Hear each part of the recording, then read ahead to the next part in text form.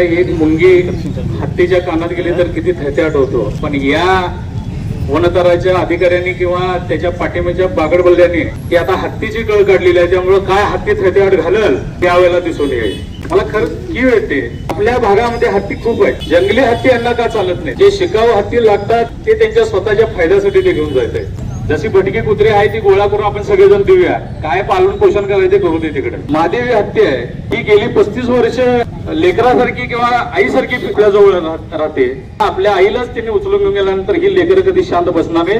येणाऱ्या काळात हत्ती तुम्हाला कोणत्या फायदे तोडून देईल हे दिसून येणार आहे. गडहिंग्लज तालुक्यातील बांधवांच्या वतीनं जोपर्यंत जो हत्ती आपल्या अंगणीत येत नाही तोपर्यंत आपण शांत बसायचं नाही एवढ्याच्या निमित्तानं सांगतो. खरं तर शांत मोर्चा दिसतोय, यानंतर ठोक मोर्चा काढायला वेळ पडणार. उत्कृष्ट समाजसेवक लता पालकरजी यांचं उत्कृष्ट समाजसेवन या गडहिंग्लज तालुक्यामध्ये आहे.